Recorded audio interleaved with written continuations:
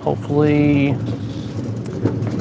we're on the Wi-Fi here at Turner Pinball, and we're going to be doing a tour of his building here, showing off the Merlin's arcades that are currently being built. He has made a lot of changes to the game since people played it at Texas Pinball Festival, and one of them, it's definitely pretty interesting, especially when it comes to those of us out there that have put pinball machines together, particularly in the pop bumper region. Because he was showing me the changes, and he's like, "Do you notice anything different?" And I was like, and I didn't catch it at first, and then he was like, "Look at the pop bumpers." And I was like, holy snap. And so he was walking me through basically how it works, and we're going to be going over that as well. And I think you guys might find it pretty interesting, the types of changes and what he's doing to pinball. What's going on, guys? Hey, Jason. Hopefully we have no problems with chat like we were having yesterday. I don't know what was going on there. I've never had it to where it doesn't want to show chat, but so far so good. It looks like it shows up. Live chats, all messages are visible. Yeah, let's keep it like that. It's like I would like it to where all the messages that are up are constantly up, because then see they disappear over time, and it's like, man, why don't they just stay up?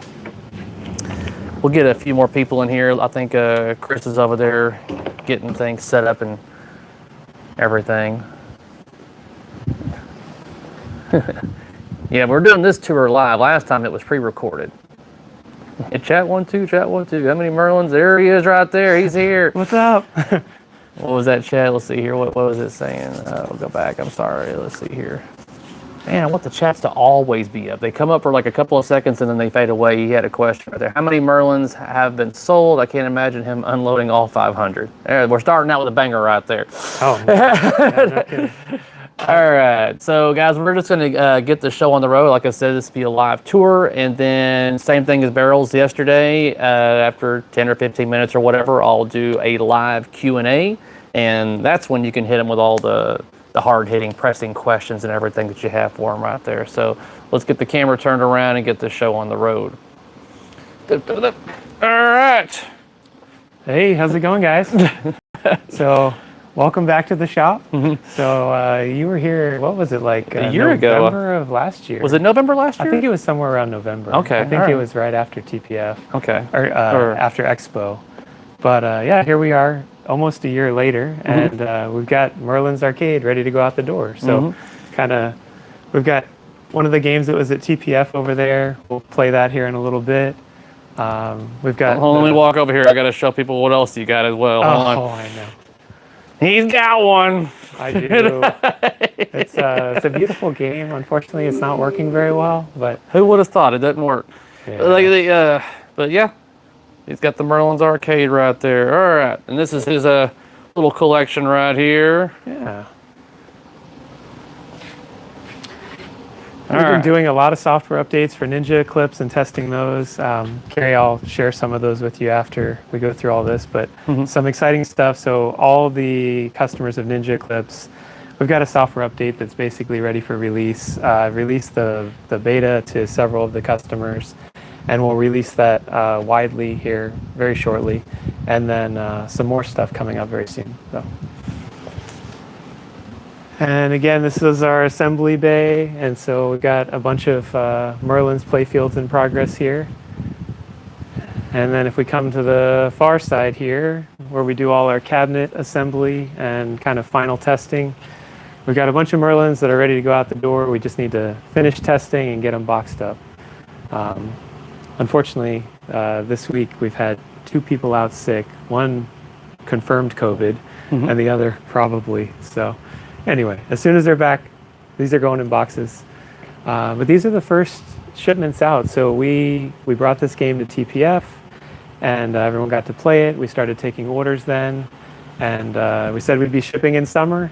Mm-hmm. I'm glad I was kind of vague with the time frame. Right there at the ass end of summer. Yeah, we are kind of getting towards the end of summer. So we got number 7 right here, number 8 right there.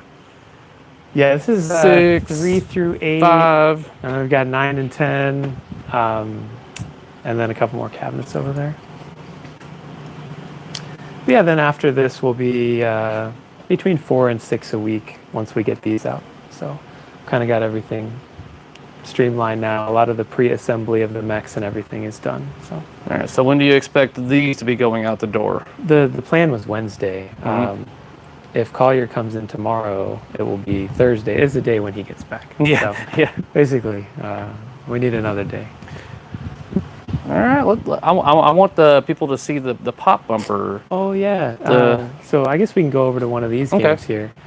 So Cary and I were talking about this a little bit earlier. I was showing him one of the new features that we've come up with, and it's a new design. I should say an updated design for retrofitting an existing pop bumper to make it more durable, easier to install, and also easier to illuminate. And so you can see we've got, this is a spring steel skirt, and then we have a metal base plate. And we actually can detect the ball by either the ball bridging between the plate and the skirt, or between the skirt and the part that hits the ball, that little ring, or the skirt touching the base there. And so this is another kind of one of the things that we've tried to improve, and we've got a patent pending on this design, but there's only a few parts that are different between this pop bumper and a standard pop bumper. And so a standard pop bumper will fit on any of these games and work just the same, or you can swap out these 3 parts that we use that are unique and retrofit the existing pop bumper to be this design, which is great for installation. Makes the install much easier. The greatest thing about the install is that there's no calibration required, which I don't know how the other pinball companies do it, but like every game that goes out the door, like we would actually work on getting that spoon in just the right spot to make sure the pop bumper was working well. That takes a lot of time, and these you just don't have to do that, and they work great. And running the wire is also very difficult. You would have to feed wires through the housing of the pop bumper on the sides, and then like crimp your connectors, and then put the LED together. Like after that's all done, here we can just slide the wire right through the center, so we don't have to deal with all that crimping with the pop bumper. You want to show them the actual pop bumper out of that way? Sure, We can show them get a little that on the table more close and personal here, and I'll show one of them the rotisserie so they see what the base plate looks like. Someone asked, what if a loose screw gets underneath the new metal skirt? Well, I would assume that would short the connection. You'd have an activated switch all the time. Yeah, that's true. If there was a screw that got between there, and really, even a normal pop bumper skirt, if you got a screw under it's not going to work. it's either not going to work or it might trigger the switch. So that would be. But it wouldn't be high problem. voltage or anything. I think that's what people were worried. Yeah. It's just a switch that would just always be activated, kind of thing. Yeah, exactly. Yeah, our switches aren't high voltage.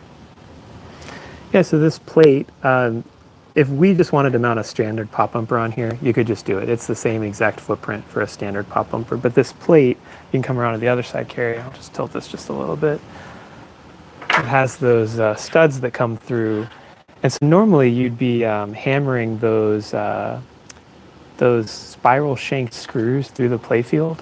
And I mean, they're kind of a pain to work with. And, sometimes it'll splinter the wood, and if you ever had to remove that or something, you're going to damage something. But these, you just slide it through, and then the standard pop bumper mech will go on to the bottom there.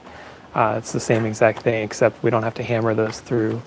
And then you saw these. This is the other components. So this is the standard pop bumper components, the plastic piece that goes down first, and then the top piece. And we just have our skirt in the middle there, and then there's another piece that goes on the inside that comes down through that bridges the connection to that. So this white wire is electrically connected to that skirt, which can still pivot. And then this goes to the pop bumper housing, and this is just a standard pop bumper from Pinball Life. We just take and we put the skirt in a box, and then we put our skirt on, and then we put all this in. And you'll also see that little black piece, that is one of the other pieces that we make. And it just goes into the standard housing, but there's a hole through it.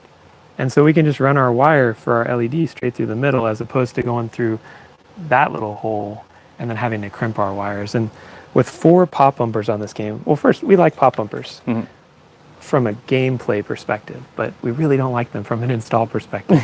And so, again, we're trying to make this easier to maintain, easier to manufacture. And so for putting 4 pop bumpers on every game and having them tuned perfectly, this was the best way for us to do it that we could find. And so, yeah, that's kind of one of the neat new things on Merlin's. Yeah, someone was asking, like, what about over time dust and coil dust, and how does that, I mean, that was one of the questions I had with basically longevity. So, I guess time will tell on this, but the coil dust generally stays below the playfield. We don't get a lot of that above the playfield. I guess it would probably take an awful lot of dust to gather on that to actually inhibit the connection. But I would imagine with normal cleaning of your playfield and just kind of maintaining your game, like if you start getting a bunch of dust building up on playfield or anything, or the balls are dirty, you just got to keep your game clean anyway. And so I think through the process of just doing the normal things you have to do to maintain your game, I think that you won't have any issues with these. And like you said, I think there's like basically like 2 or 3 different points of connection, like the actual base plate and the actual pull down rod, and then you had the actual skirt to complete the connection there's kind of thing. 3 paths to complete the circuit. The ball also is part of that circuit kind of thing too. Yeah. So, yep. But and again, if you wanted to, you could just put the skirt in. I mean, we've got all the space for the standard spoon, because when we went to TPF, this game had standard pop bumpers on it. And so all we did was switch out our skirt, and the rest is standard components. And we had this little spoon plugged into our switch for that, and it works just the same, except it's harder to install. It's harder to run the lights. I did all that, running the lights and everything, and I had to crimp all those things. It's a huge pain. And so, and what if one of those wires go bad? Like, you would have to cut off the little connector on the end, pull it through, feed new wires up, and crimp them. And if you see these connectors, like the little pins on those things, they're not fun to crimp.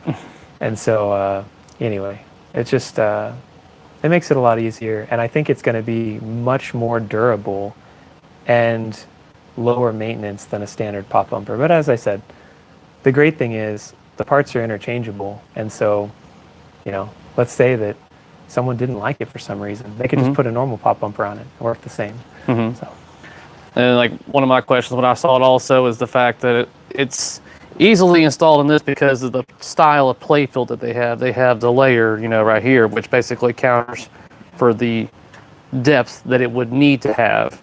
But so something like this, how it's routed out right here, that's in place for the pop bumpers. So it wouldn't be, I guess, retro usable in the older game kind of thing, unless you had a different kind of method on these plates. Yeah, we have a different method that we have for retrofit potentially. But anyway, we're working on this for new games right now. And if someone were to release a new game with this and wanted to use our pop bumper style, all they'd have to do is route that plate into the play field, just like they would do for like a scoop protector or a ramp entrance or anything else. All right. Is that pretty much the tour right there, or anything else? Yeah, it's kind of a brief tour. You saw the whole shop the first time. I mean, I think the main new thing is that now Merlin's is on the line, and we got them ready to go out, and lots of updates to talk about in the software, and some improvements to the playfield as well. And so we can maybe get some game time on Merlin's, and definitely gonna play some more Merlin.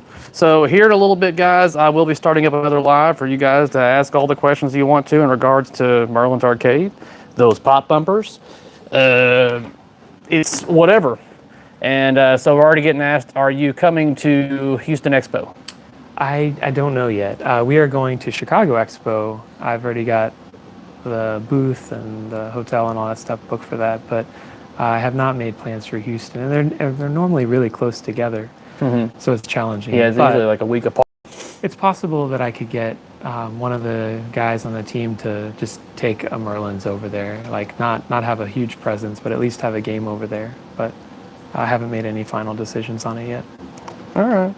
Well, like I said, guys, here in about 10 or 15 minutes or whatever, I guess during that time, if you want to check out the teaser trailer that just dropped from Stern for their new Star Wars machine, then I guess head over there to YouTube and check that out. So in the meantime, I will catch y'all here in a little bit. Bye.